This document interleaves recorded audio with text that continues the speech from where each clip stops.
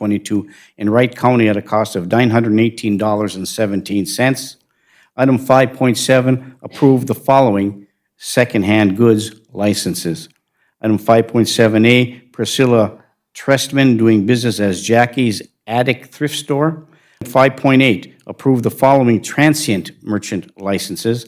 5.8A, John Masari doing business as Generous Jerry's Fireworks. 5.8B, Tamberly Eck doing business as hashtag Later Tater. Item 5.8C, Catherine Orso doing business as Curbside Crepes. And item 5.8D, Michelle Fowler doing business as Michelle's Doghouse Grill. Item 5.9, approve the temporary liquor license for Alcott Park Brewfest on August 20th, 2022. Item 5.10, approve the on-sale strong beer license for the Laurentian Arts and Cultural Center doing business as the Lyric Center for the Arts. And the last item under the consent agenda is 5.11, approve the one-day transient merchant license for Lee Harris doing business as Holy Smokes Catering. These are the consent agenda items on the agenda today, looking for council action. Mayor, Yes. could I pull 5.4 just briefly for further discussion? Okay, we'll approve 5.4 for further discussion. So looking for a motion to approve items 5.1 through 5.3 and 5.5 through 5.11. Also move, Mayor. Moved by Councilor Baraboo and supported by Councilor Beyondich. I will support that, but I would like to pull 5.2 for discussion. Okay, we'll pull, okay, let's recycle this, so, That's fine with my motion, Mayor. okay, Mayor, okay, to thank you. remove those two. All right, because we're pulling 5.4 as requested by Councilor Freely and 5.2 as requested by Councilor Beyondich. So looking for motion for 5.1, 5.3, and 5.5 through 5.11 for approval. Motion by Councilor Baraboo, is that still on the table for those? Is there support? Support by Councilor Beyondich. Is there any further discussion on those items? Hearing and seeing none, all those in favor signify by saying aye. Aye. Aye, opposed, motion carries. First, we'll move back up to item 5.2, which is the adoption of Finance Resolution Number 22-011, the schedule of bills. Councilor Beyondich. Thank you. On page 23, Northern Divide Bar and Eatery, there are 4 invoices dating back to 2019. Could those be explained, please? Sherry? Yes, Mayor, Council, those are invoices that were submitted to us earlier or later on in May there by Northern Divide, and it has to do with the agreement, their supplies, knife, butter, plates, cups. We did go back and we did find one that we had already paid. So we did pay these based on the agreement. And I do have the invoices here if you want to look at them.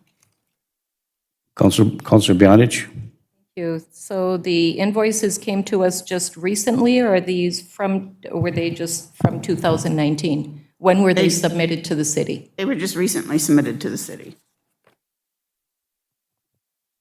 So for 3 years, they sat.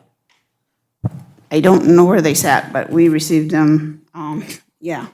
That's why we had to verify that they weren't already paid. Okay, thank you. And that answers your question, Councilor Beyondich, at least to some degree. Okay, thank you. So let's move to item 5.4 regarding the approval of pay estimate number 10 to George Bugalas and Sons for the Baylor Lake project in the amount of $14,484.98. Councilor Freely.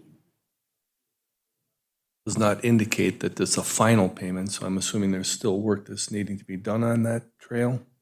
Because, and the question would be, is in walking frequently around it, there's what I would call construction remnants of sorts. It's like the black mesh fencing that runs along the shoreline. I'm not sure exactly what it's used for, but it's still there. And then also what I would describe as straw-filled sausages, almost like the absorbent things you see in, like, when an oil spill or whatever. Those are still in the water and along the shore as well, and they're starting to look not like they should be there any longer, or maybe they should, I don't know. They're actually erosion control. Okay. and they have to remain there until the project is done. Okay. Unfortunately, we're just about done, yeah. So The this trees is were just just one of planted the- recently, yes, so There's trees just went additional in. payments and Yeah. additional, okay. Very, very small, little bit of work left. The trees just went in 2 weeks ago, 3 weeks ago. That was one of the final pieces we need, and I think there's some signage that needs to go up still. Good, thank you much. Okay, thank you. And it appears as though there's about $21,000 or in some change that's left yet to pay, and then we're almost to the end. So thank you, Counselor Freely. So looking for a motion to approve both item 5.2 and item 5.4. So moved. Moved by Counselor Freely to approve item 5.2 and 5.4. Is there support? Support by Counselor Barnzelli. Is there any further discussion? Hearing and seeing none, all those in favor signify by saying aye. Aye. Aye. Opposed? Motion carries. Thank you. Okay, we'll move to item 6, appearances. There is no one scheduled to appear before the council this evening, but this is once again an opportunity for anyone from the general public in the audience that would like to come and address the council. You're welcome to do so at this time. Seeing none, I'm sorry, please come forward and turn the light on, if you would, to green. Please state your name for the record and welcome to the city council meeting. Hi, Mayor, council members. My name is JB Winger. I sit on your Planning and Zoning Committee. The reason I'm asking on my own, it was one of the things that we brought up with John and at the committee meeting was the support that we have from all of you to embark on this ordinance that we're trying to put together. And I know it's a generic ask of you guys, but it's a lot of work for us to take on, and we're looking at doing many meetings besides the scheduled meetings. And I guess I'm looking for any response from any of you guys on the support for that ordinance and, basically reassuring us that it's going to be looked at. I know Gary was at that last meeting, and I was looking forward to seeing some of you others there. And hopefully in the upcoming meetings, we'll see you guys there. I guess I'll sit down and want to open this up for conversation of some sort. Well, if you just could hang there for a minute, Mr. Winger, I'm sure there'll be a couple of councilors who want to make a comment. I will first say that this has been a long and arduous process. We started this way back, probably 7, 8 years ago. And we had an ordinance that was ready to go in place. It was put on the back burner. There were some issues with respect to legality, and will this pass the smell test as far as the law goes? And then the idea was to make sure that planning and zoning was in the process, was actually the driver for this ordinance moving forward. And I can assure you that myself, the mayor, and the city council has the full support as you move forward to try to institute an ordinance with that regard. And we're kind of impatient as well, hoping to get this done as quickly as possible. Can't thank you enough for serving on the board or the commission. So I think it's important for us to give you that support local, verbally.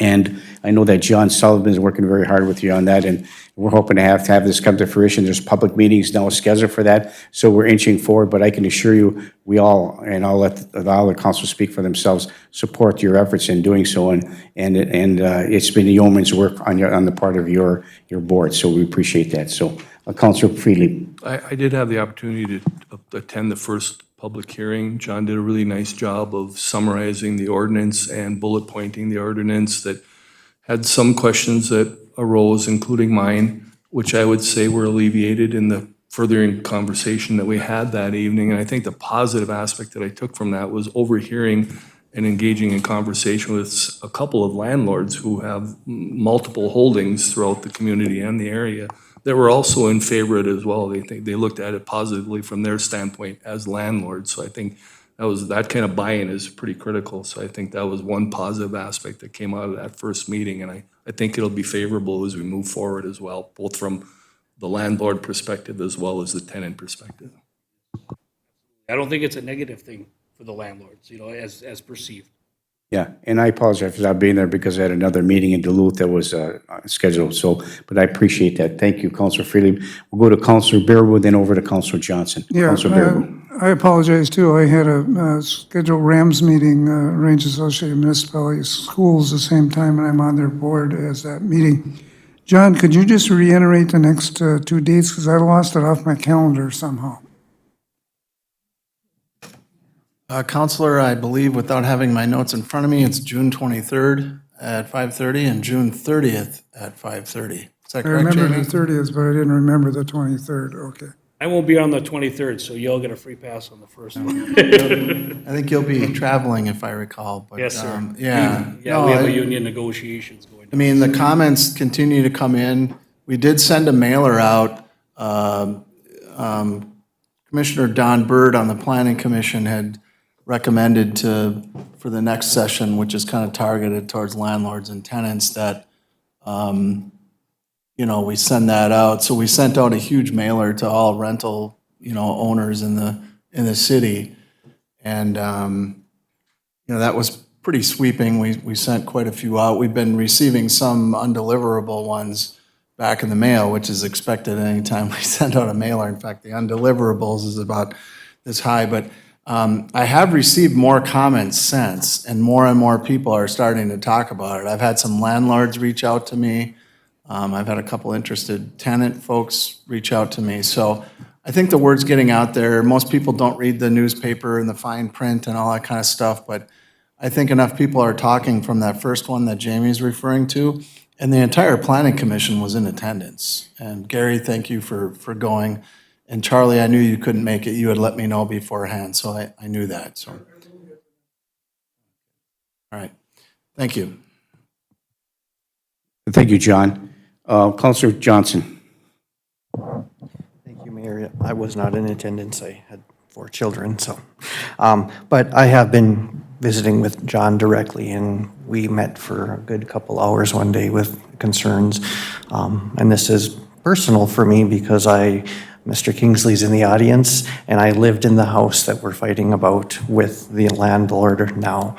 So you have my complete support when it comes to doing something to help the folks in this town be able to live in a safe home. And I think that's what it comes down to, is that we're not asking people to do anything more than, I think it was brought up one time, to have your grandmother live there. If your grandmother can't live there, why would you expect anybody else to live there? And that's kind of the perspective I'm taking on this. So, and thank you for your work, appreciate it.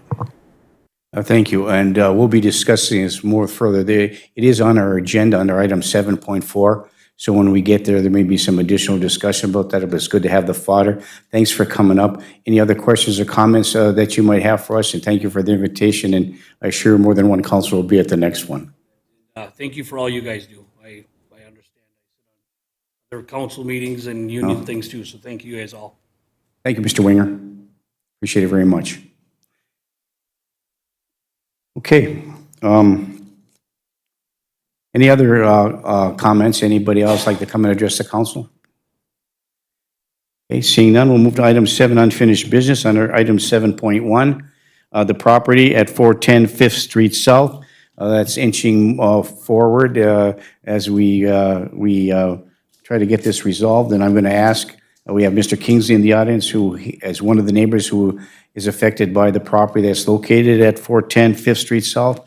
And for the public's information and for an update to the council and Mr. Kingsley and his family and the other neighbors that live in that area, Brian, do you have any other updates or any other information that has come about? Mayor, just one small update. We had, when we had initially begun this process, talked about some interim inspections, and we are waiting on a couple of dates from the property owner and his attorney so that we can get an additional inspection taken care of here. Okay, thank you. Mr. Councilor Johnson. I want to point out the letter in our packet that indicates that they seem to think that the letter that we sent and actions we were taking were based on an old review, and I don't agree with that.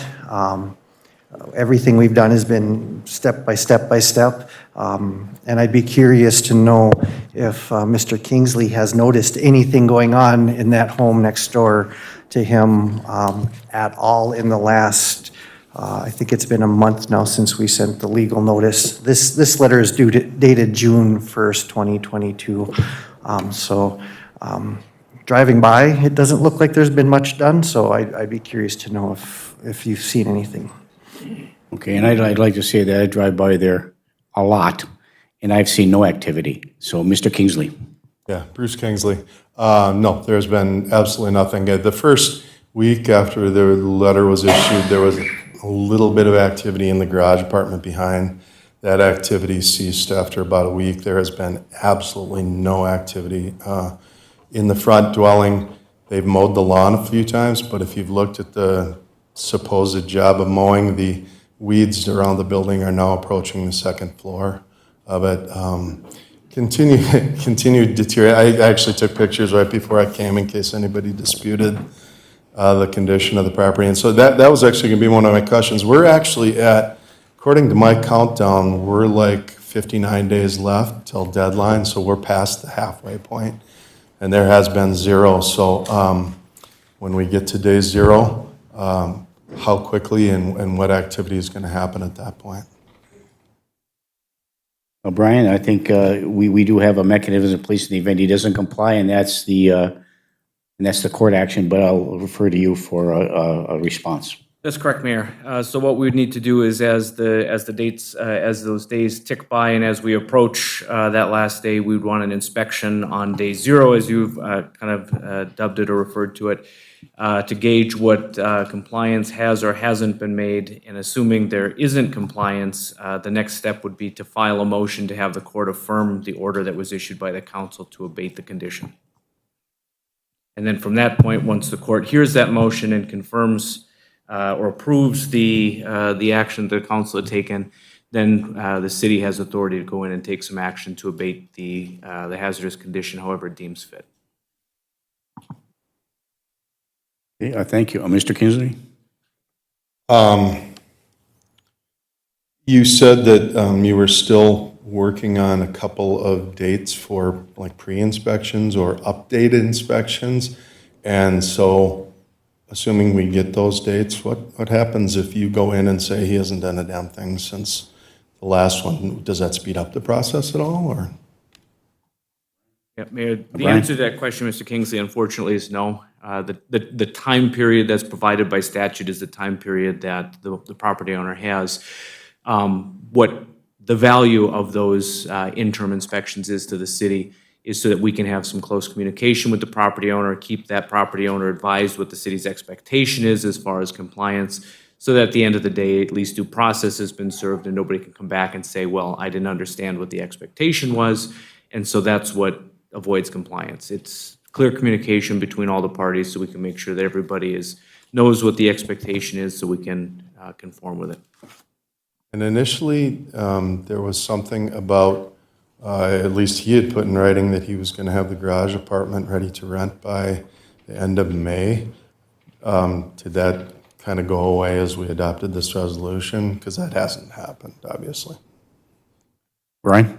Thank you, Mayor. I'm not aware of the progress that they've made toward creating a habitable space in that garage apartment. Okay. That answers my questions. Thank you. Thank you, Mr. Thank Kingsley. you for your continued work. We'll continue to move around.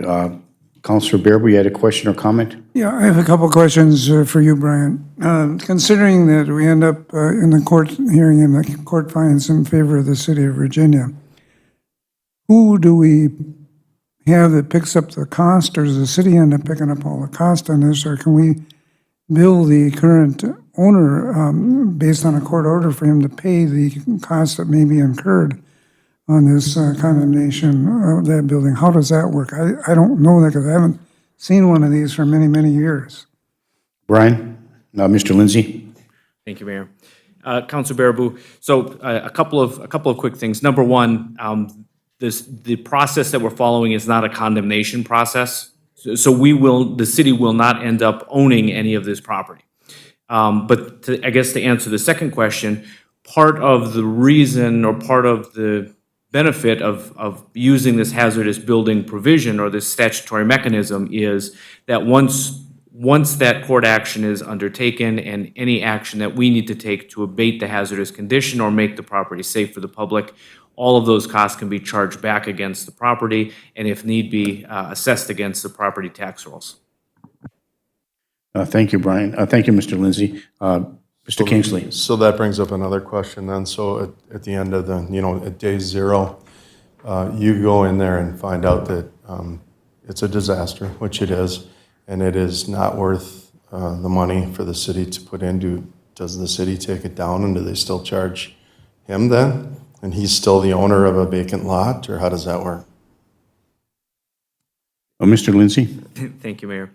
That is, yeah, in an extreme example, the city pursuant to this course of action, pursuant to the statutory mechanism, the city is able to take whatever actions are necessary to abate the hazard to the public. And so if the property is so hazardous that there's no alternative or no economically reasonable alternative to raising the structure, the city theoretically could do that, and absolutely the property owner then would have a vacant property with probably a pretty hefty special assessment on the tax rolls.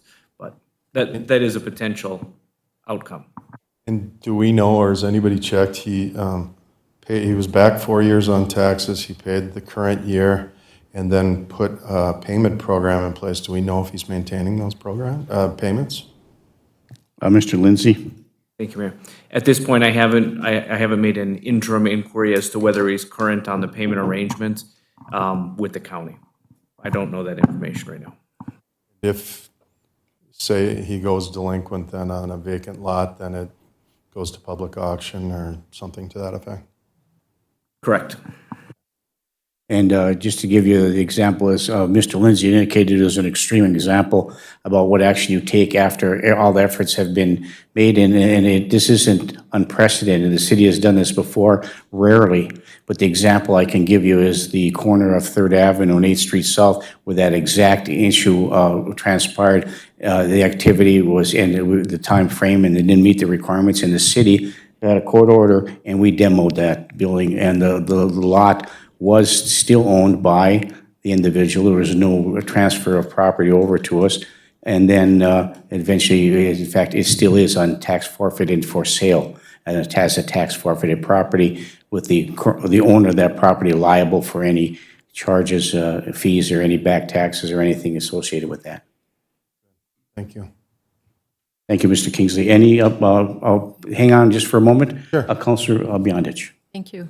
So you're telling us the grass around the building is quite deep? Yeah, well, he mows kind of the center of areas, but he doesn't mow within 5 feet of the building or the back sidewalk. So there are little patches where it's mowed every few weeks, but there are also patches where it's literally significantly taller than myself.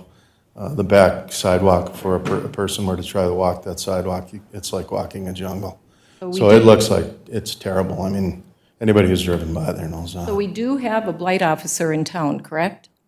Do they drive around, and have they done anything about this property? I'd have to check, I don't know. I haven't filed a blight notice. I used to file blight notices on it, but my assumption is the worse the property looks at day zero, the more likely they are to tear it down. I might be wrong on that, but that's my theory. I just know other people have been cited for blight with less issues than this. Oh, So I would recommend that our blight officer take a ride and issue what we need to do for this property. if they go by there, I mean, there's no dispute about it. It's a disaster. Thank you. And we could consider this a formal notice and direct staff and ask to try to remediate that issue. Thank you. The other thing that they may want to look at while they're doing that, I assume now that power's hooked up to that building. It was, I know, for a period of time, and like I went by the back corner of the garage and there's a bare wire hanging down. If there's power to that, we've got an immediate fire hazard or electrocution hazard, and there are kids who play in that yard next door, so. And we can also direct our staff to have the code official go over and take a look on the outside to see if there's a danger. Thank you, Mr. Kingsley. Anything else? Oh, thank you. As if that's not enough, right?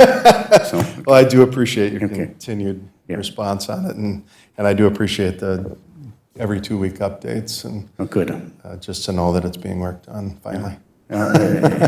And what's the old saying is, we must endeavor to persevere. We don't, so thank you again. Appreciate it very much. Okay, thank you. Anything else from the council or the public That's appearance today regarding item 7.1, the property at 410 Fifth Street South. Seeing none, we'll go to item 7.2, the clinic lease. That continues to stay on the agenda for unfinished business. I do know that there's a meeting that still needs to be scheduled moving forward. I think talking to Sam Stone informally, I saw him the other day, last Wednesday, that they're trying to get the team together. They'd had one of their field teams from the East Region there. They were going to reach out to Britt to schedule a meeting to try to get this moving forward to get that some discussion. So hopefully that's going to be scheduled some relatively soon. Councilor Johnson. Thank you, Mayor. When was the last time we sent them something requesting the meeting? Talk to Sam Stone weekly.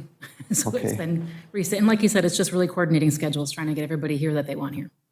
We did the lease agreement expires in 2025, but it has a clause in it that if they still are in the building, they have to pay the same rent they were paying the last day of the lease.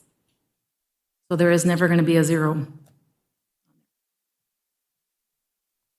And I know the staff is doing what they need to do, but I feel like we're just being brushed off, like this is not an important thing, so. I disagree. I do okay. know it's important to them, but I know they want to have something, they want to have something to say to us too.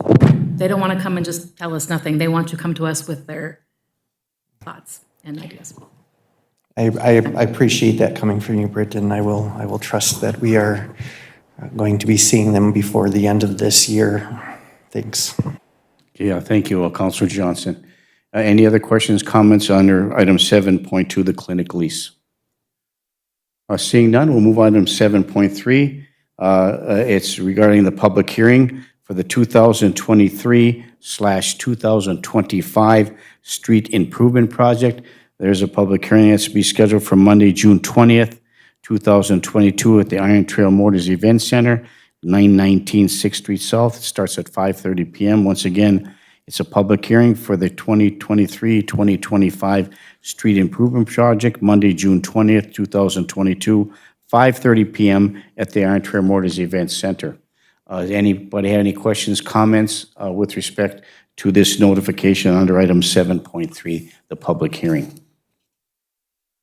I believe, Mr. Mayor, that will be the continuation of some of the feasibility stuff and everything at this meeting, because it's for a new set of projects. So Matt Reed will be there, I'll be there, and whoever else shows up. And they'll all be, I believe the individuals, John, am I right, they'll all be notified that live along these areas of this feasibility or public hearing, correct? They've been notified already. Okay, never mind that. Thank you. Okay, thank you. Anything more on item 7.3? We'll go to 7.4. We've already discussed this earlier in the meeting, the public hearings for the rental code ordinance. Thank you, Mr. Winger, for coming up and giving us some information about requesting our support, which you have our full support. The rental code ordinance on June 23rd, 2022, and June 30th, 2022 at the Iron Trail Motors Event Center, scheduled for 5:30 p.m. I know that there's the League of Minnesota Cities meeting in Duluth is one of those days, but we'll certainly have a representation at that meeting for the rental code ordinance. So anything else under item 7.4? Okay, thank you. We'll move on to item 8, discussion items. There's a request under item 8.1 to approve sending a letter of support for the Northland Foundation, who will be hosting the Small Business Development Center. I'll move for discussion. Moved by Councilor Freely for discussion. Is there support? Is there support? Support by Councilor Barnzelli. Thank you. Is there any further discussion? Councilor Freely. Mayor, so I understand there's been a change in leadership and with Betsy going to a different job, but was this not previously hosted by the University of Minnesota Duluth? Yeah, and UMD let go of it about 2 years ago. Oh, that long ago? Yeah, it's been a little while. So the Northland Foundation has been involved? Yes. And They this took it is over. They took over the SBDC program, and so Betsy relocated offices from the UMD Center. an back in Montgomery, too. expectation of a continuation of a relationship with the Northland Foundation? Are they currently seeking new leadership? Like John just mentioned to me today that they did hire somebody. Oh, good. John, you have, Mr. Sullivan, Planning Director? Thank you, Mayor, Counselor Friedlieb, and Britt. There is a person hired to replace Betsy, and there's going to be an introduction to me by Michael Colclough, the Northland Foundation Director. And I believe, I don't have my calendar with me, but I believe that meeting is at noon at July 7th, and we're going to have lunch at the new Sugar Shack. Okay, thank you, Counselor Freely. Okay, anything else with respect to this letter that has been moved and supported? Is there any further discussion? Counselor Johnson? No, I was ready. Okay, oh, I'm sorry, thank you. Ready to vote. Any further discussion on this matter?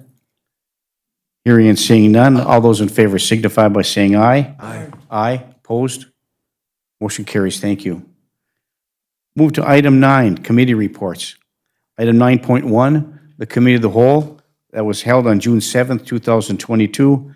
Turn this portion of our City Council meeting over to our City Administrator, Britt C. Bennis. Britt? Thank you. At the Committee of the Whole meeting held on June 7th, 2022, we had a presentation from Buck McAlpin from Transmedic discussing our ALS intercept rates. It was a good discussion, and I'm glad Buck brought this to our attention. It was moved and supported to adopt a resolution adjusting the ALS intercept rate as well as the, what's that called, Pam? The treat and no transport rate. Thank you, Pam. And this is required by law. Medicare language says we cannot charge more than 50% of what Medicare would reimburse, and right now, we would be charging more than 50% of the Medicare reimbursement. And this violates that rule and This kickback violates the law. Medicare rules. Correct. Very good, thank you. So here we go, looking for the adoption of this resolution. So moved. Moved to approve by Counselor Friedeb. Is there support? Support by Counselor Johnson. Further discussion? Counselor Beyondich, and then over to Counselor Johnson. Thank you. And I would just like it clarified to the public on why the rate was raised to where it was, what it cost our department to roll an ambulance out of the bay. And I had asked the question at the Committee of the Whole, I'm not sure where we're going, because we're not recouping what it costs for us to put our ambulance out the door. And I don't have anybody here from the fire hall to explain that to the public. But I really think it's important that the public knows what is happening and what we're doing. Is there anybody that can explain that to the public? Maya, if I may, Mayor.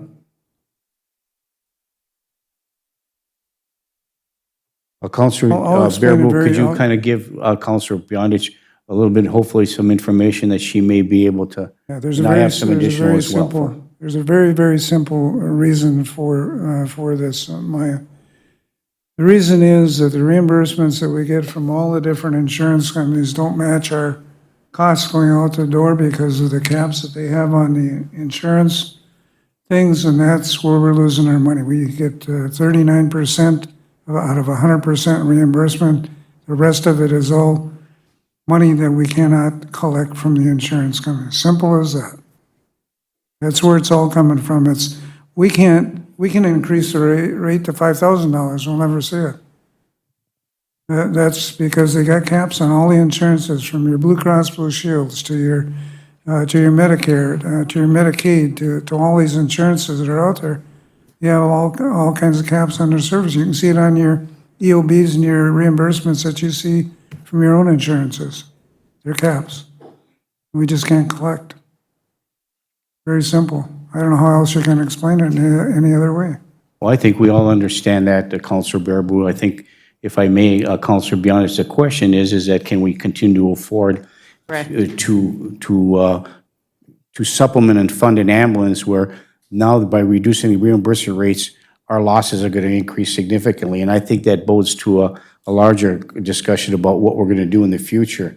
And so I think, and how we operate our ambulance service, and I know that Mr. McAlpin, who is the lobbyist for the EMS, is down at the legislature trying to get some legislation going that will help reimburse us for that, but that's down the road a ways. So it's what our issues are now. We're bearing the cost of this. It is costing us a lot more money. We're getting, our deficit is increasing, as a result of this required change by Medicare and Medicaid. So I think we need to find a way in which to take a look at how we can better serve or how we can establish another revenue stream with respect to that. Am I correct there, Councilor Beyondich? That is correct, but I brought that up only because I want the public to be aware of what is happening, that Chief Alan Lewis came to us with numbers. We had numbers that we could look at, what it cost us to roll an ambulance out the bay, and what we are being reimbursed. And those are things I think our public needs to know. I think they need to be aware of what is happening, and we have some difficult choices that are going to come forward. Thank you. Thank you. Anything else? No, but in the future, I wish our stand-in fire chief would come to the meetings, so when these issues come up, the public knows what we're talking about, and we can ask those questions of him. Thank you. Please. This is Britt? not going to be solved by one meeting. This is a very large discussion. The reason we need to change it is Buck McAlpin from Transmedic notified us that we are in direct violation of Medicare laws. If we are cited, we lose our Medicare license for 10 years, and that will shut down our ambulance service. So we need to take immediate action to correct that rate to get back under the 50%. Buck McAlpin is also a lobbyist, and he's working on trying to get federal legislation to raise the Medicare reimbursement rate to accurately reimburse these ambulance services, but it's not just a city of Virginia problem. It is an entire country problem. Nobody in this country can charge more than 50% of the Medicare rate.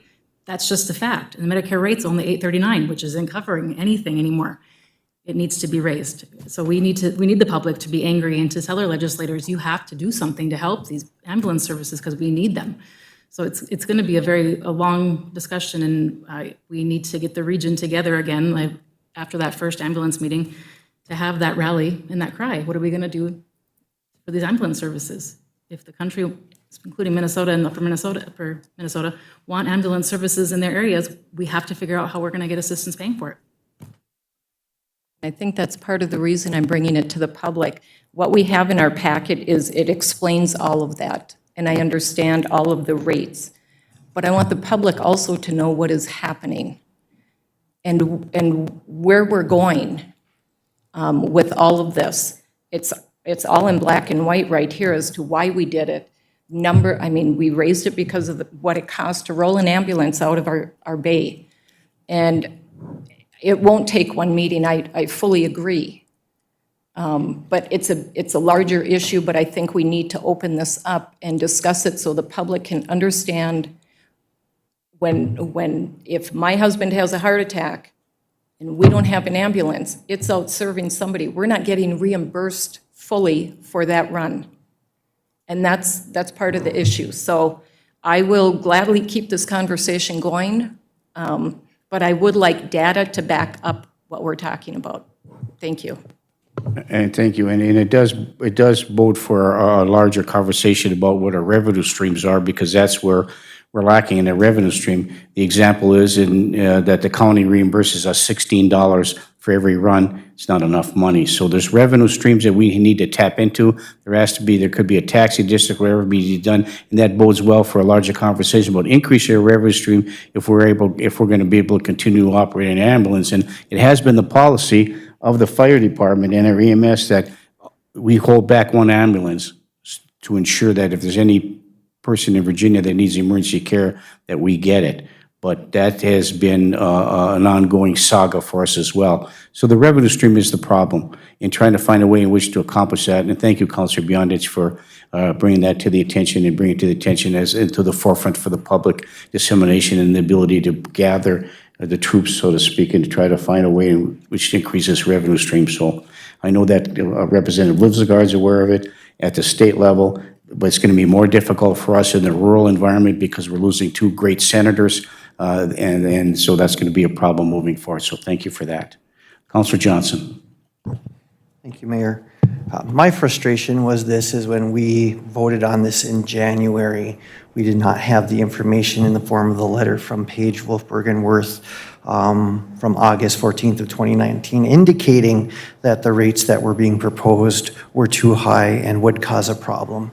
And I appreciate that the staff were cognizant, and we took steps to prevent us from overcharging the local intercepts, and based on the anti-kickback statute in the Office of the Inspector General. So I want to thank the staff for catching that early, and appreciate that they brought it to us now, that we're going to right-size the rates as to not be in violation of Medicare. So I appreciate the staff work at the fire department and administration at City Hall for bringing this to our attention so we could fix it before it became a bigger problem. Thank you.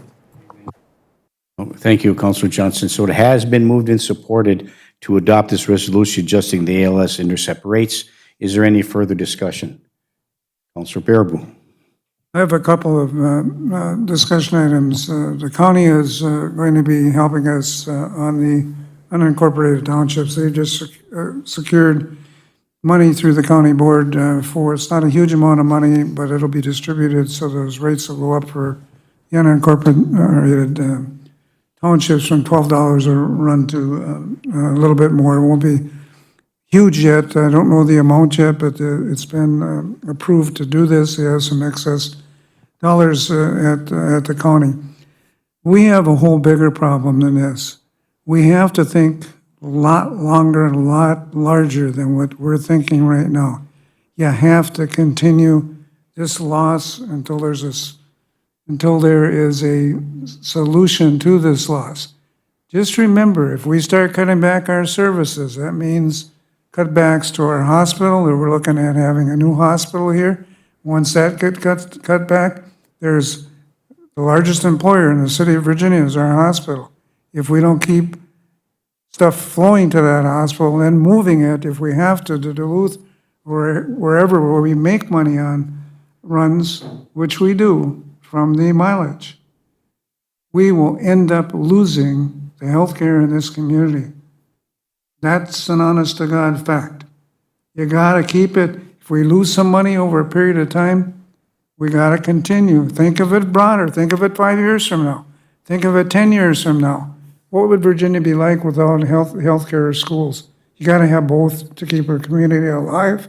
You guys gotta think about that. And we're gonna probably lose money. We've lost money for the 20-some years I've been on this city council. We've never made money on the ambulance. Yeah, we never have. Go back and look at your statistics. We never have made money. Now, granted, it was higher during this COVID time. There's no question about it. But we got to give it time to recycle now with COVID kind of disappearing out of our area and see what happens. They're working hard to get us a new hospital. I can tell you that right now. There's a board meeting tomorrow that the hospital has with board members. My wife happens to be on that. Well, it's not tomorrow. It's Thursday. I'm sorry. Tomorrow's only Wednesday, but it's Thursday. So there hopefully will be some new information coming out on what they're doing. You gotta remember, they just now have the property, and the property is pretty clean. So they plan on building a new facility here within the next 5 years. Think of it in the broader situation.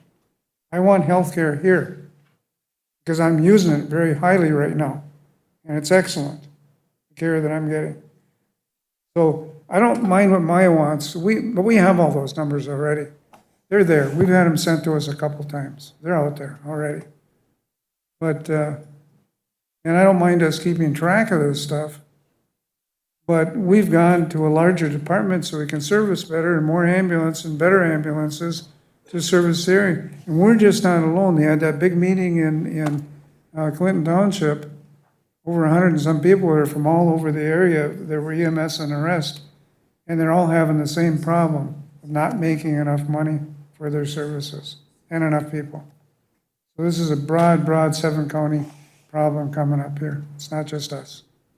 Thank you. I won't say any more. Okay, thank you. You know, we have a large problem, and this is we're not going to resolve it at this meeting. We're not going to be able to look, it's a large issue that we have to continue to move forward and try to find a revenue stream. And I think Councilor Beyond has brought that to the general public to show how serious this is and how we have to do something to make some changes. So we're talking about, there's a motion on the floor regarding the ALS intercept rates.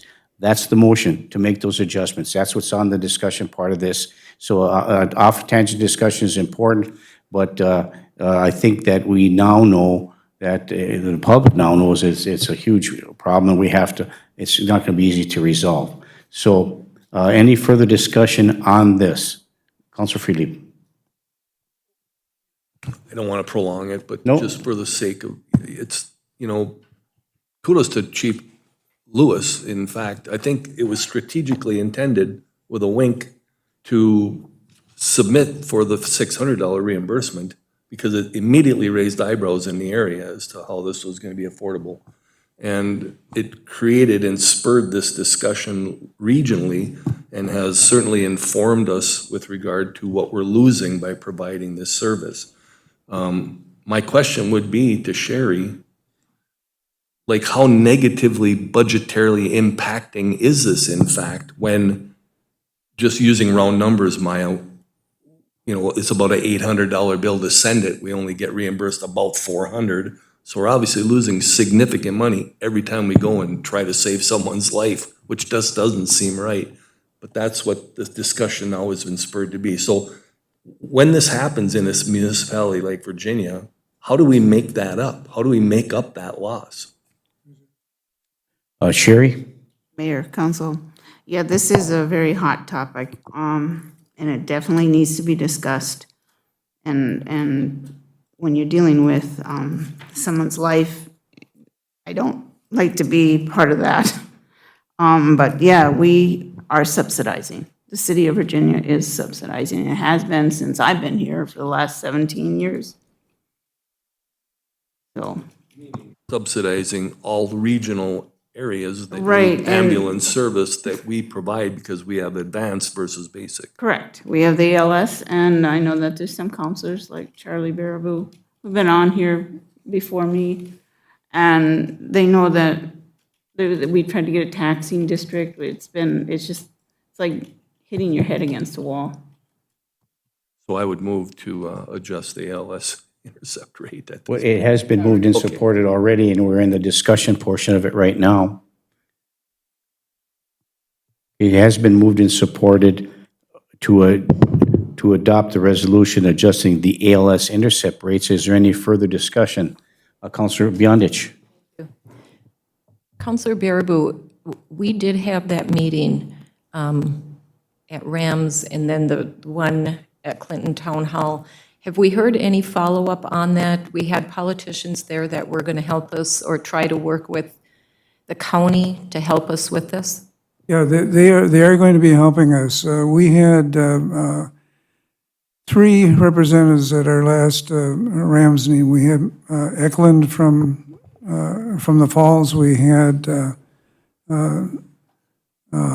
Dave Lizagard, and we had Julie Sandsteed there, and they are, but then all this legislative stuff just shut down where they couldn't get the stuff right now, so they have to wait until they have a special session to bring some of this stuff back. But they're gonna be working hard. They know what the rural problem is all over those 3 areas, from Kuchiking to out in Julie Sandsteed's area to Lizagard's area, of ambulance services all over. Hibbing's not making money either. They're losing. They're all losing money.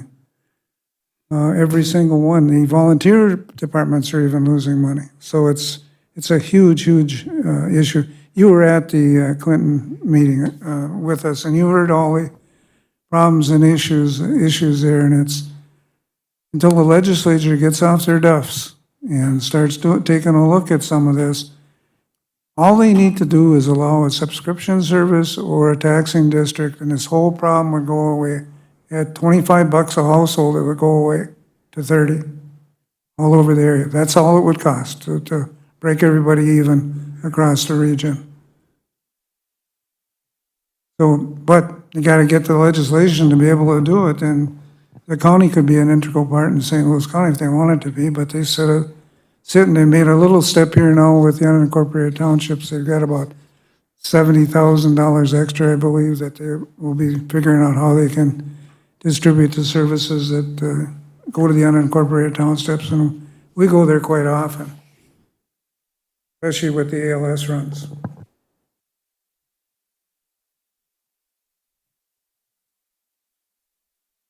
Okay, it has been moved and supported to adopt the resolution adjusting the ALS rates to meet the requirements of the law. Is there any further discussion about the intercept rates and the adjustment that has to be made? Hearing and seeing none, all those in favor signify by saying aye. Aye. Aye, opposed, motion carries. Thank you, Britt. Item 9.1B is we had a discussion with Matt Reed, SEH, our city engineer of record, regarding the plans and specifications for the lift station SCADA upgrade project. And for the public's edification, this is the computer systems that run our lift stations, which run our sanitary sewer lines. We are upgrading them all to one computer system. Right now, there's 3 computer systems, and the oldest one's from 1988. So that tells you how old these are. So it was moved and supported to authorize SEH to advertise for bids for the SCADA upgrades to the lift stations. So moved. I'll support. Moved by Counselor Freely, been supported by Counselor Baraboo to authorize, I'm sorry, Counselor Johnson, excuse me, to authorize SCH to advertise for the SCADA upgrades to the lift stations. Is there any further discussion? Hearing and seeing none, all those in favor signify by saying aye. Aye. Aye, opposed, motion carries. Jim Rossfit, Public Works Director, came to the committee of the whole meeting to request to lease a loader and a skid steer for Public Works Department. The loader would replace the 30-year-old loader that the city currently owns with a $30,000 plus trade-in allowance. Sherry Erickson, the Finance Director, did recommend to lease the equipment rather than add to the future equipment bond, as they are available immediately. The lease would be approximately $37,000 for the loader and $16,000 for the skid steer, and of course, because it's a city, it's a lease-to-own option. After the 5 years, we would own it. It was moved and supported to authorize the lease, to adopt the resolution authorizing the lease of John Deere 544P wheel loader from John Deere for 5 years with a yearly payment of $37,575.35. We'll move. Moved to approve by Counselor Freely, been supported by Counselor Johnson. Is there any further discussion? Hearing and seeing none, all those in favor signify by saying aye. Aye. Aye, opposed, motion carries. It was also moved and supported to adopt the resolution authorizing the lease of a John Deere 325G compact skid steer from John Deere for 5 years with a yearly payment of $16,152.82. Move to So moved, approve. Mayor. Move to approve by Counselor Baraboo, supported by Counselor Beyondich. Is there any further discussion? Hearing and seeing none, all those in favor signify by saying aye. Aye. Aye, opposed, motion carries.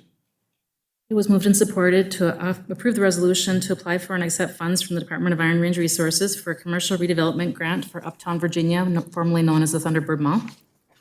So moved. Moved to approve by Counselor Johnson. Is there support? Support. Support by Counselor Freely. Is there any further discussion? Hearing and seeing none, all those in favor signify by saying aye. Aye. Aye, opposed, motion carries. It was moved and supported to approve the modified job description for the lead recreation assistants. So moved. Moved to approve by Counselor Johnson. Is there support? I'll support, Mayor. Support by Counselor Baraboo. Is there any further discussion? Hearing and seeing none, all those in favor signify by saying aye. Aye. Aye, opposed, motion carries. It was moved and supported to approve the memorandum of understanding with ASME Local 454 for a wage adjustment for the lead recreation assistant positions. So moved. Moved to approve by Counselor Johnson. Is there support? Support by Counselor Barnzelli. Is there any further discussion? Counselor Baraboo. That's with a $22 per hour rate, correct? Okay. So it has been moved and supported. Is there any further discussion? Hearing and seeing none, all those in favor signify by saying aye. Aye. Opposed? Motion carries. Thank you. It was moved and supported to approve the resolution for hiring of recreation assistants. So moved. Moved by Counselor Johnson and supported by Counselor Beyondich. Is there any further discussion? Hearing and seeing none, all those in favor signify by saying aye. Aye. Opposed? Motion carries. It was moved and supported to approve the resolution for hiring of baseball coaches for Babe Ruth and the VFW program for the summer of 2022. So moved. Moved to approve by Counselor Johnson and supported by Counselor Beyondich. Is there any further discussion? Hearing and seeing none, all those in favor signify by saying aye. Aye. Opposed? Motion carries. There was discussion regarding a request we had for a citywide cleanup. The Public Works Department will continue to pick up items when called by a citizen or a resident for a $25 fee for service. Counselor Beyondich noted that people are dumping items in the alleys. And because we don't know who they are, we don't charge for pickup. So it was moved and supported to review the feasibility of charging an annual fee to all residents for a citywide cleanup. So moved. Okay, moved by Counselor Johnson to do so. Is there support? Support for discussion. Support by Counselor Beyondich for discussion. Further discussion? Counselor Beyondich. Sherry, could you tell us financially what it costs the city to do a citywide garbage pickup? It's been a while, so I'd say it's about $60,000 in wages and pickup and that, so. At the budget. Does that include tipping fees as well? Was just wages. $68,000 last time. That was wages. I'm sorry, okay.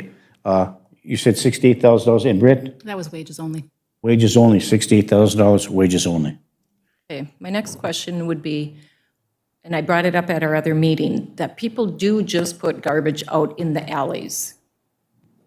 The example is right behind where I work, and I've seen that for 24 years, where the city just goes and picks it up anyway. What does that cost to send somebody around the city to pick up garbage? Have we ever tracked that? And have we ever found out who leaves the garbage in the alley? Yes, we actually have a portable camera where if we have continued problems, we do put it in locations and find out who's dumping and have had the police officers go talk to them. So who would you talk to have that camera placed somewhere? The blight officer, or actually call Jim Rosfit, the Public Works Director. Okay, thank you. We don't know, what it costs, or we don't have a way of tracking how many times we've gone out and picked up just cleaned up somebody's alley. Daily. It's daily? Daily, so there's something in the alley that doesn't fit in the dumpster, or somebody put something that shouldn't be in the dumpster, or something's next to the dumpster, or it's daily. So I'm on the fence on this citywide garbage pickup, even though I brought it up, because I don't know if that will solve the problem. People have the option, and I don't know if the public, I wasn't aware that they could call the city when they have a lot of trash or garbage.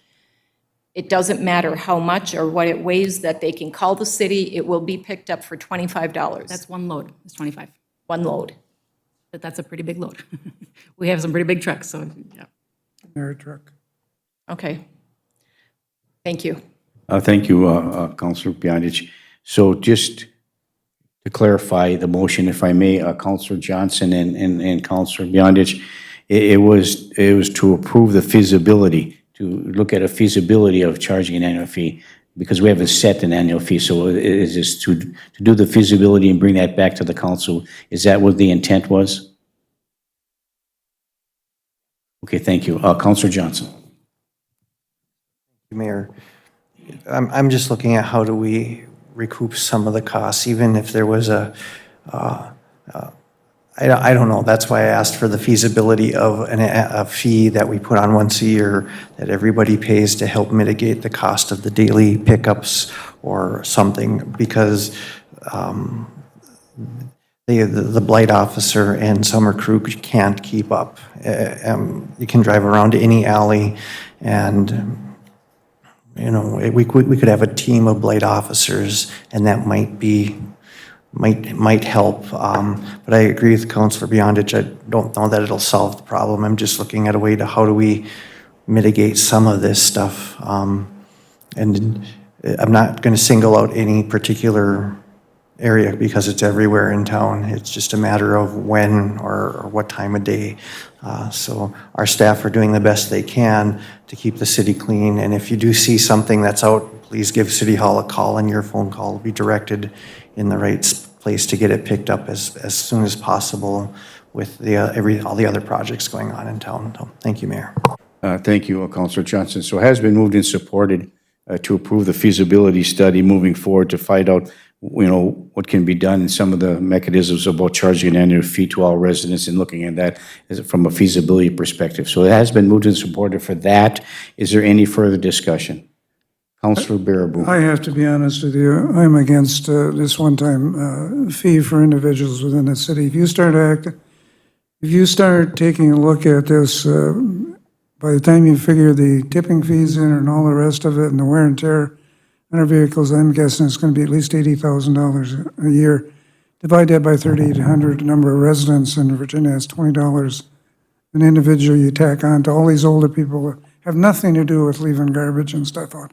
I can't support, I can support looking at it, but I can't support it because I kind of calculated what it cost every household and business in this town, and you always charge the businesses more than we do the individual residences, and I can't support it from the cost factor to all these older adults we have in Virginia. Thank you.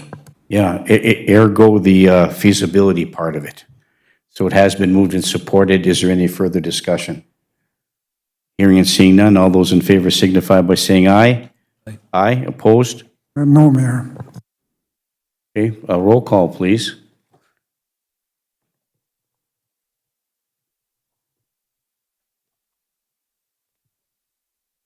Baraboo, No. Friedlieb, Yes. Paulson is absent. Beyondich, Aye. Johnson, Aye. Karen Sally. Huffy. Aye, motion passes 5-1. Thank you. Britt? Thank you. The next item on the agenda is 9.1K. We had a request to approve the law enforcement to hold a Special Olympic torch run at June 21st, 2022 at noon. So moved. Moved to approve by Councilor Johnson and supported by Councilor Beyondich. Is there any further discussion? Hearing and seeing none, all those in favor signify by saying aye. Aye. Aye. Opposed? Motion carries. John Sullivan gave an update on the agreement with Bird Rides Incorporated. They have hired a fleet manager and would like to renew the contract that expires on June 30th, 2022. So thus, Bird Rides Incorporated is requesting approval of the amendment of the contract with Bird Rides Incorporated. It was moved and supported to approve this amendment through July 1st, 2023. Thank you. Action? So moved. Moved to approve by Councilor Johnson. Is there support? I'll support, Mayor. Support by Councilor Baraboo. Is there any further discussion? Hearing and seeing none, all those in favor signify by saying aye. Aye. Aye. Opposed? Motion carries. Mr. Brian Silver reviewed the request from Franz and Bank for placement of the logo in the ice in the Toyota Arena. This is not in any way disrupt the agreement that we currently have with Iron Trail Motors. It was moved and supported to approve the sponsorship agreement with Franz and Bank for placement of their logo in the ice for a period of 6 years. Is that correct? Yes, 6 years. On the Toyota Arena. Thank So you. moved. Move to approve by Councilor Johnson. Is there support? Support by Councilor Freely. Discussion? Thank you, Francis Bank. It's another nice sponsorship for the Iron Trail Motors Event Center and investing in our community. Is there any further discussion? Hearing and seeing none, all those in favor signify by saying aye. Aye. Aye. Opposed? Motion carries. We were provided an email and 2 quotes for signage at the Iron Trail Motors Event Center by Iron Trail Motors. We had quite a lengthy discussion, and after that discussion, it was moved and supported to approve the quote from Scenic Sign Corp. for the building signage at Iron Trail Motors Event Center in the amount of $27,785. Okay, thank you.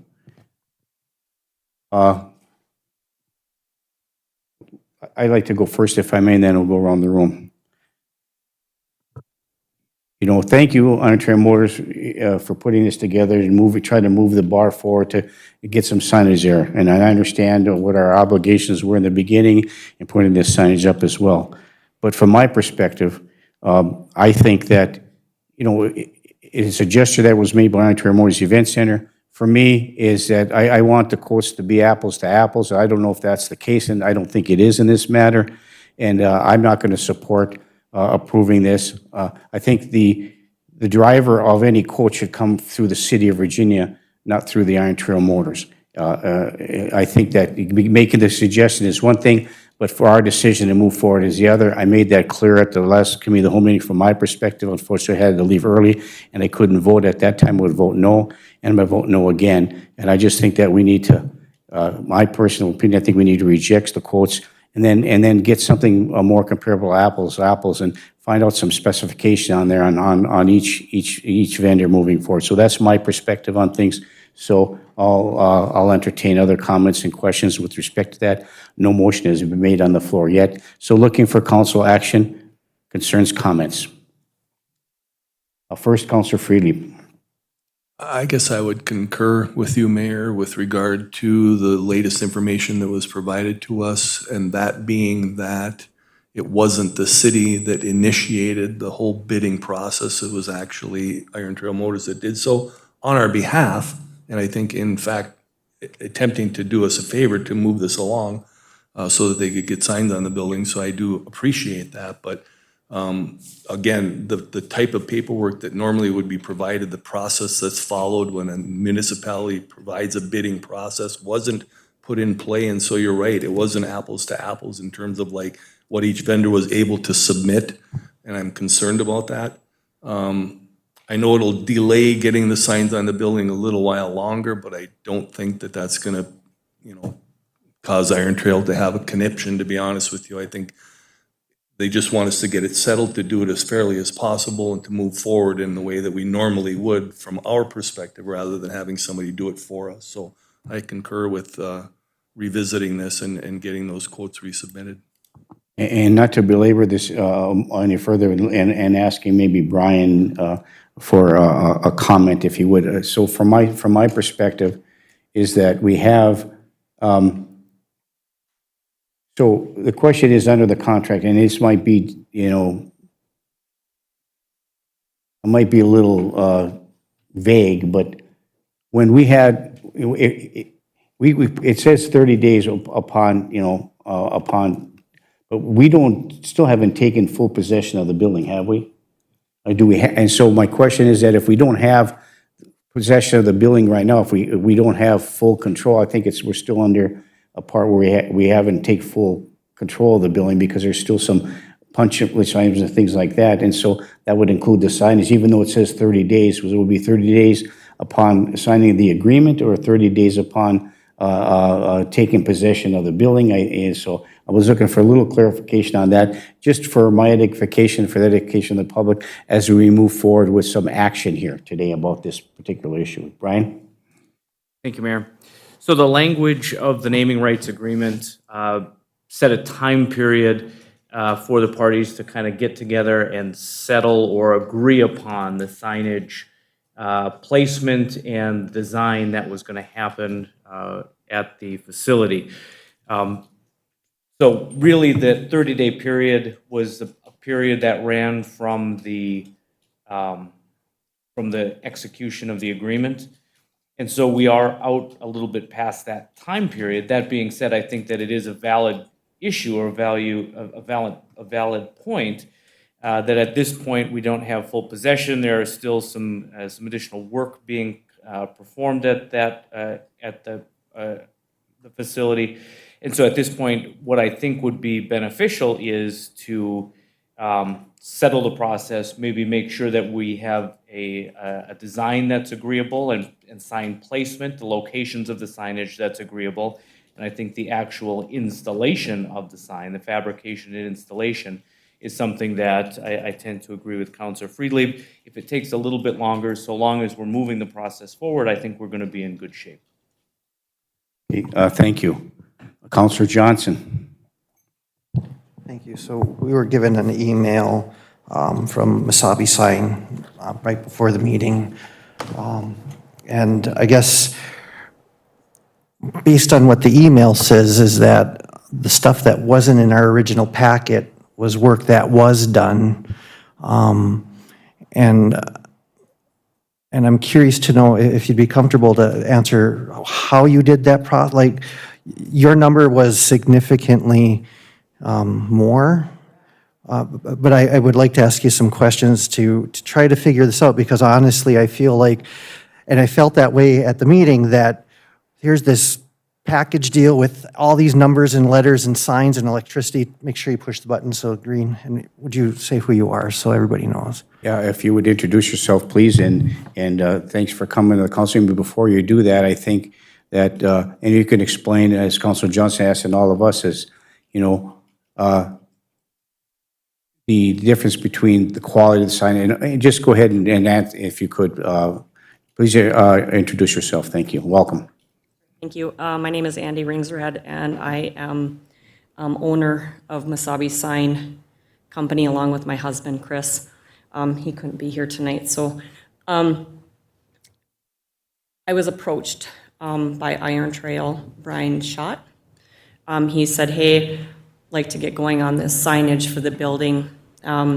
So was hoping you could come out to the location, meet with me, let's do a walkthrough, let's talk about this and where these signs should go and yada, yada, yada. So I went there, we did that, we spent, probably a couple hours there walking around, so on and so forth. So after that meeting, my husband went back, we took our bucket truck, we took a piece of our equipment, we went back to Iron Trail Motors Event Center, we took a bunch of pictures, we took all the measurements of the building. That was returned to me.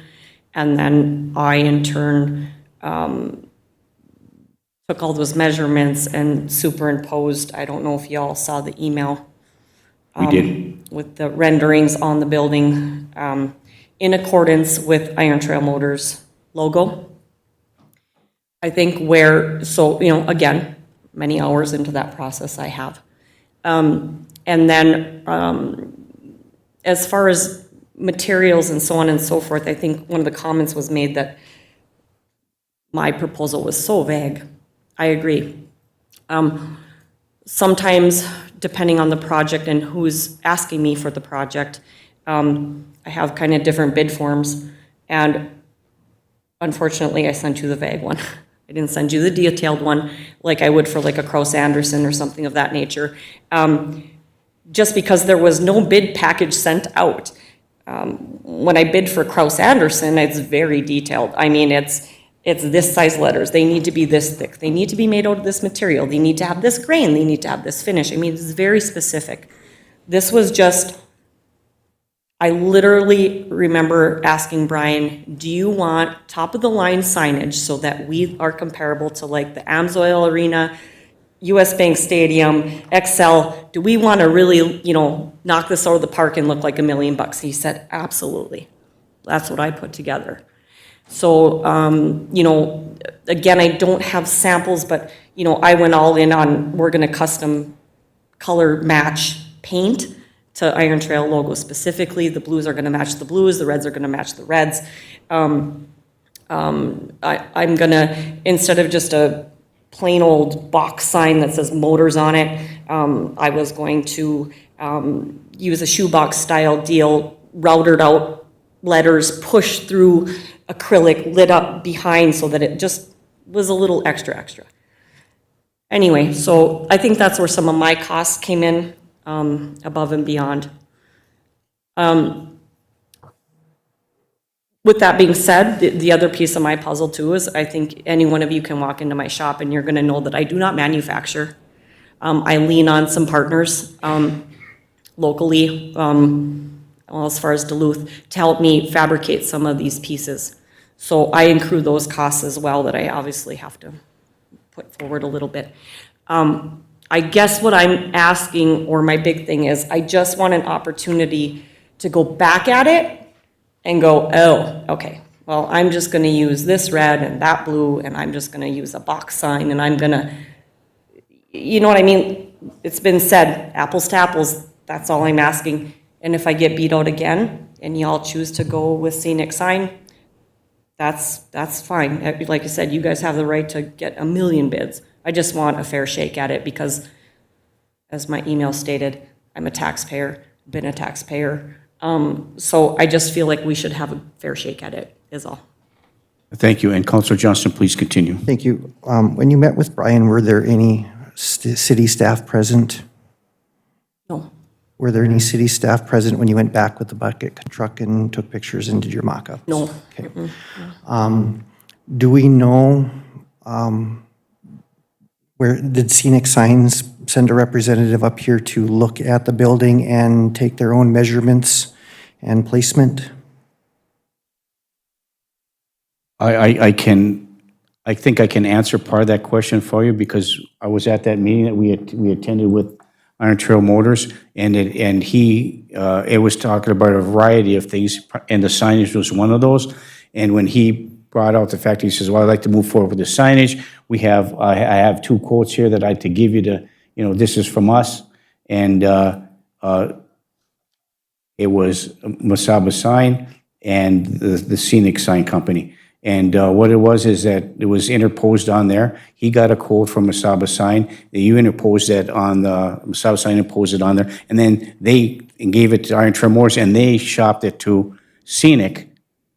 And then Scenic, who does most of the work for Iron Trail Motors, sent it back to Iron Trail Motors. And then that's what they presented to us and said, here's some samples as to what we think could be done. These are 2 quotes that we have.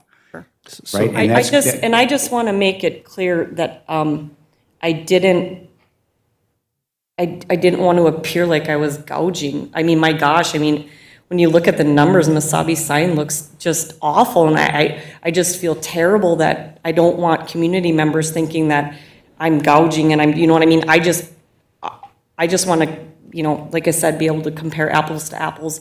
And just quickly before I forget, because I'm nervous as heck, I'm not sure where the labor agreement when this building was first constructed. I know whenever we work with Kraus, they tend to need union labor. Again, I don't know the contract. My union representative, his father passed away, so I couldn't get him involved, but just something to think about that as well, because we are a union shop. Councilor Johnson. But that doesn't answer my question. Did Scenic send up somebody to do this work? Or is it my understanding that you gave your stuff to Iron Trail Motors, they sent your bid that you had down to the competitor looked at it and goes, we can cut this, we can do this, we can do this, we can do this. So that in itself is an unfair practice, that if we have been very careful to make sure that when we go out for something, everybody has the same opportunity in the same time frame. And it seems to me that that's not what happened here. And I guess I would like to get that clarification from Iron Trail Motors that in fact, they did use your information that you did. Sure, I was speculating, yeah. And if not, I'd like to, I guess I'm kind of concerned that there was a bucket truck climbing around the building and nobody made note of it. Nobody came out to ask if they could help you with anything. And I don't know. That's pretty typical Andy's practice. a fixture there, actually. She's been working on all of our signage throughout the building, Okay. so Andy's there quite a bit, so we Yeah, okay, well, so I'm then- used to seeing her. Yeah. So on the other hand. It's on the pretty other fair hand, practice. Had a different somebody been there climbing around the building, hopefully one of the staff would have said, can I help you, or something. I guess I'm just trying to figure out why, and again, I said this at the committee of the whole meeting, the hurry up is a big red flag for me, and now I see why. Yeah, And I and- appreciate Councilor Beyondich taking the lead on this, actually, and I'll give you the credit, because it definitely I do deserved. as well, thank you, Maya, I just very happened to much. put my light on first, so, we got to figure out how to do this better, because we can ask for a bid from anybody, and then if we give it to the competitor and go, here you go, what can you do? Of course, they're going to be able to cut corners. It's just, It's happened to me several occasions, so So, I have to learn to get better. I won't be going anywhere forward with this until we make sure that we're following, and the union thing, I guess, is a very big deal to me, especially at Something to check into. $50,000. Like I said, I don't want to talk out of turn on that, but. Thank you, Councilor Johnson. Councilor Beyondich. I had to come see you. After the meeting, I was concerned, and I walked in and asked, where is your paperwork? And once you explained it to me, it was crystal clear what happened. I've worked with you for years, since you've owned that company. So I know the quality of, before that, yes. I know the quality of your work. I know when we were working on the interior design of that building, we really pushed to keep it local. That was our criteria, to keep it local. And we also saw product samples. We knew what we were getting. When we made decisions, we saw the quality of the product. When you explained to me your cabinet, that was one thing that was not clear in your package that got sent out. And when I read the description of what they had for that cabinet, it's that box with motors in it. What you described to me that you were going to do compared to what was in the description of what was going to be done, there's no comparison. It's not, $30,000 difference.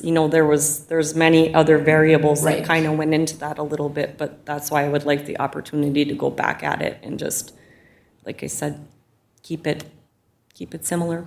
And I appreciate that, and I would really like, because we weren't comparing anything, so I'm happy that I came down to see you, and I was able to clear up some of the confusion on that. So thank you for coming. You did a great job. Thank you. I appreciate it. Thank you all. Good? No questions? Stay up there. Thank you, Counselor Beyondich. I was just conferring with legal to find out what our next steps are potentially. Counselor Bearable. Yeah, there's a simple step here, everybody. It's a very simple step. The city has a right of its own to reject one or all the bids that are out there. Okay, we've kind of accepted it to bring forward to here at our committee of the whole. I think we should just reject the whole works and put our own RFP together and send it back out again to each individual. And that leaves other companies open now if we do that, besides the two of you. And I think that's the step we should make, and I'm going to ask Brian, because we haven't officially approved or disapproved of all the bids, and we can reject anything that comes to us at this point. Correct, Brian? We just had that conversation. Please share. Brian. Thank you, Mayor. Yeah, that is correct. We're still at a point, though we moved it from the committee of the whole to the council meeting. The reason that we do that is to make a final approval of it. There's been no final approval, and being no final approval, the city is always within its right to reject anything that's been put forward. And so for me, we as a council, we've talked about this many times. Individual councilors has expressed some frustration and some issues with respect to who's driving the bus. This is our building, and thank you, our interim officer, for making the suggestion, trying to move it forward. But it's our job to set out for bids. Our job is to set the specifications. Our job is to ensure that we're comparing the same deal. So if we're moving forward and we're going to look for some council action here. If we move forward, the recommendation as you requested and as our city attorney has recommended, that it's an option for us to reject the bids and then bring it to the next committee of the whole meeting and then get some specifications that we want and then send those specifications out. Is that correct, Brian? It is. May I comment just a little bit Please further, do. Mayor? Yeah, please do. So the comment that I'd like to make, and I'll be as brief as I can, we've got to be careful which words we're using and how we're using those words. My understanding of the process that has come before us is that there was essentially is a request for proposals, and that there were a couple of proposals moved forward. A request for proposal process is something that's a little bit different than if we're talking in terms of bid, because I've heard the word bid used a couple of times. And if we're talking about a bidding process, regardless of the dollar value of the project, once we start down that path, we're locked into a formal bidding process where we would put out an exact specification, and that exact specification would be distributed to anybody who wanted to make a bid. And then at that point, when the bids come in, we're compelled to take the lowest bid, or at least the lowest responsible bid. A request for proposals is something a little bit different, where assuming the dollar values, the anticipated dollar values of the project are a little bit lower, and we're talking between $0 and about $50,000, we can basically say, here's the general sign that we'd like. Please give us your proposals and give us a little bit of detail in your proposals about what you're delivering to us.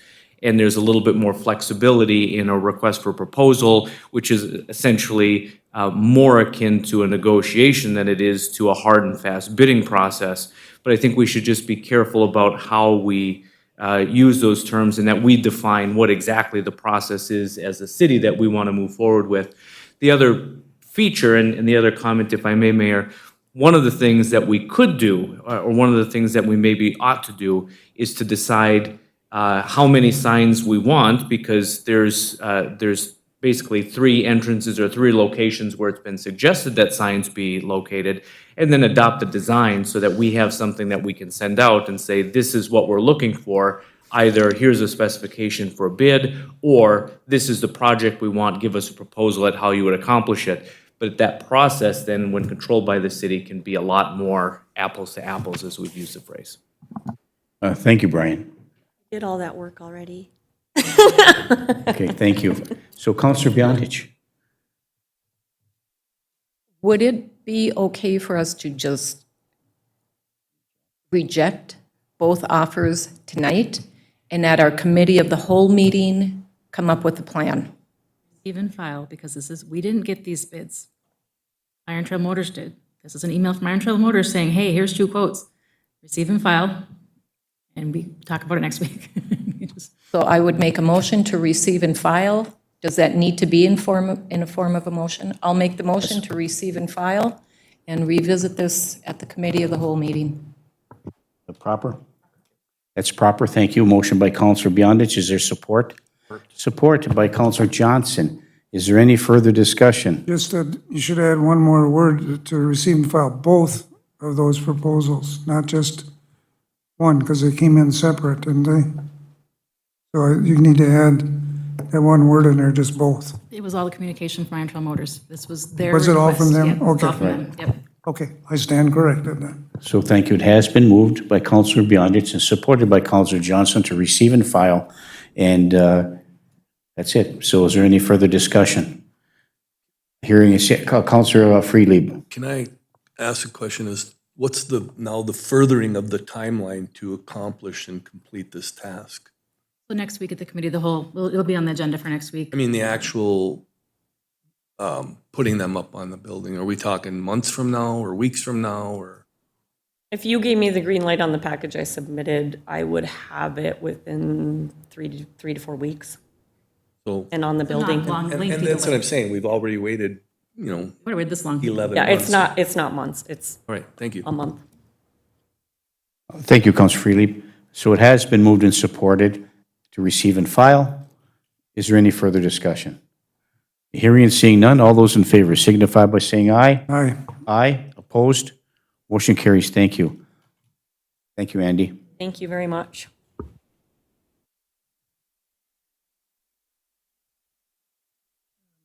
Was moved and supported. Sorry, Mayor, I lost my spot. I gotta go back to where we were. D, O, Oh, we're up at item O. Yep. 9.10. Yep. After a closed session, we had discussion regarding facilities use agreement between the City of Virginia and ISD 2909. And then we also did discuss in that closed session, the Rockridge Youth Hockey Association facilities use agreement as well. After we came out of closed session, it was moved and supported to allow the staff to make recommended changes for the facilities use agreement for ISD 2909 as discussed. So moved. Moved to approve by Counselor Johnson and supported by Counselor Freely. Any further discussion? Hearing and seeing none, all those in favor signify by saying aye. Aye. Aye. Opposed? Motion carries. It was moved and supported to allow staff to make recommendations to the lease with Rockridge Youth Hockey Association for the use of the Iron Trail Motors Event Center. So moved. Moved to approve by Counselor Johnson, support by Counselor Freely. Further discussion? Hearing and seeing none, all those in favor signify by saying aye. Aye. Aye. Aye. Opposed? Motion carries. It was moved and supported to approve the offer for purchase of property in the Public Safety Development Area at 112 8th Street South, Virginia, Minnesota. So moved. Moved to approve by Counselor Johnson. Is there support? I'll support, Mayor. We'll go with this. I think it was Counselor Beyondich putting her like that. So support by Counselor Beyondich. Further discussion. Do we need anything, John, or are we good to go? Mayor, thank you. We're good to go. Thank you very much. Moved and supported. Is there any further discussion? Hearing and seeing none. All those in favor signify by saying aye. Aye. Aye. Opposed? Motion carries. At the very end of that meeting, we did have discussion regarding the request from Natural Harvest for placement of a garden along the sidewalk and patio area on the north side of the walking trail. We are still waiting for permission from the Snowmobile Club, but after further discussion with our attorney, he suggested that we do not do an easement, we do a lease, a license for that area. So we are working on developing a license agreement with Natural Harvest. Very good. Thank you. And one more item, item K.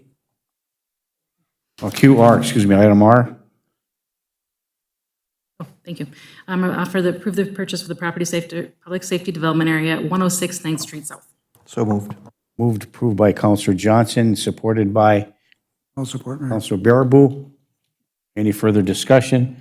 Same deal, John? We're good to go? Yes, Mayor, thank you. Thank you, sir.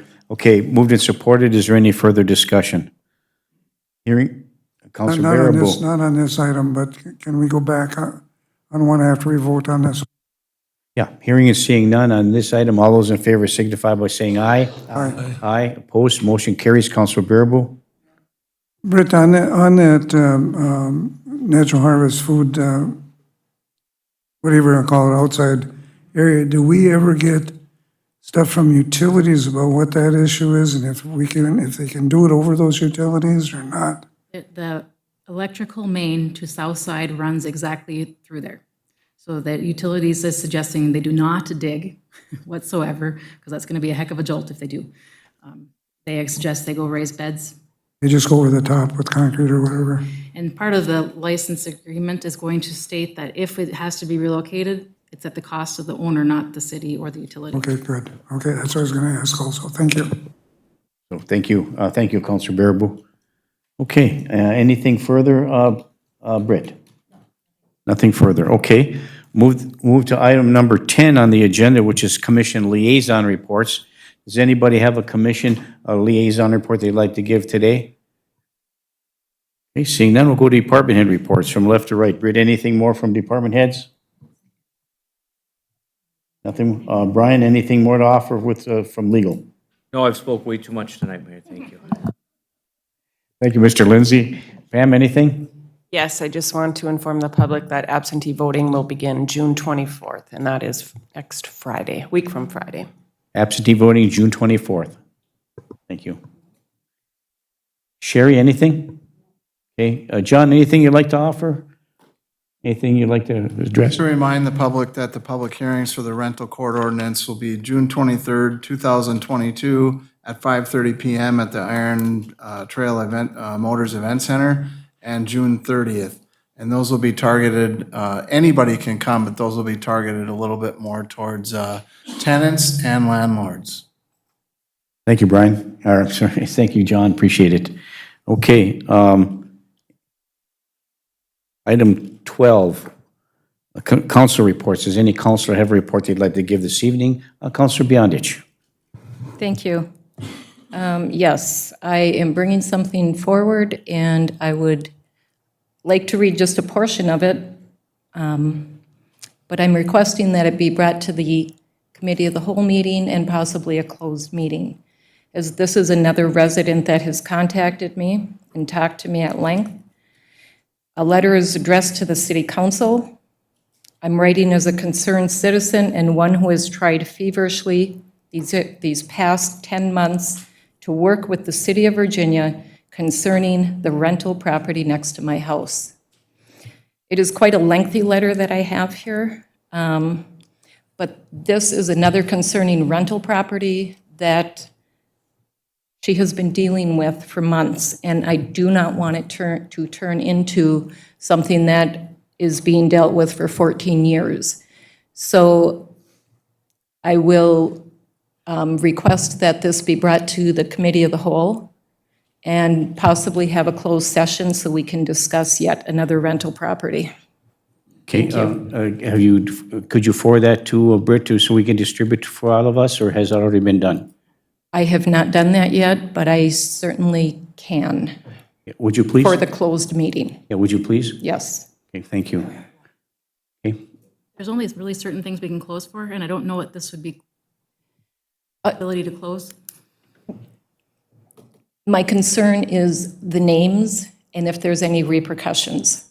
The names of complainants have to be protected. Are public? No, they are They're not. protected. Yes. Oh, okay. They are confidential. Then it's fine. So those would be That redacted was before it the- went to the packet? Okay, that's the only reason I wanted to, Completely understand, yes, yep. Protect So we the would person redact those that- names before it got into the packet, so they wouldn't see who made the complaint. okay, so what about the address? That is public information? Of the property that we're dealing with, yes. Okay. I will bring that forward, but yes, we have another issue that somebody has been dealing with for several months, and I think we need to address these as they come to us. Thank you. okay, thank you. You'll forward that information for us. Thank you, Counselor Beyondich. Okay, any other council reports to this evening?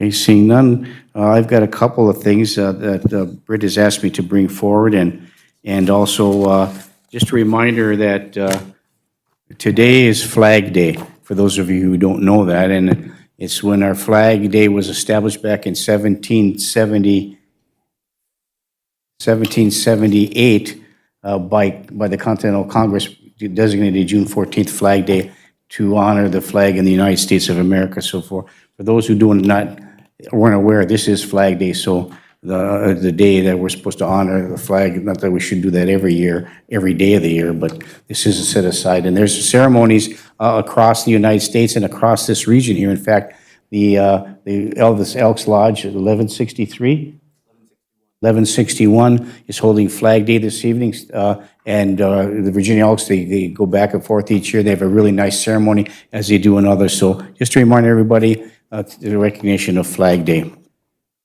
Also, a big thank you once again to the Iron Range Resources. Unbelievable, what support we get from them when we have our projects moving forward.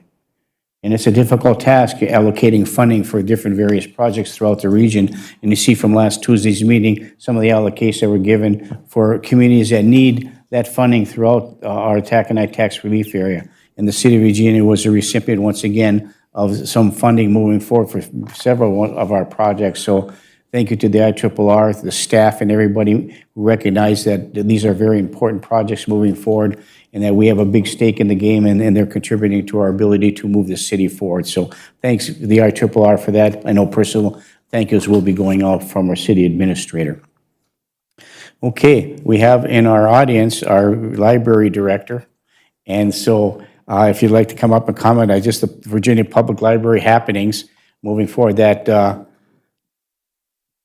was amazing deal that you had, unbelievable. Where I saw the people dressed up in different costumes, and one of them was at L&M Supply dressed up as Darth Vader. Everybody was wondering what he was going to, and I had no idea until I recognized that was the case. So just to go, Mondays in June from 10 a.m. to 5 p.m., there's Story Stroll on the library lawn, right?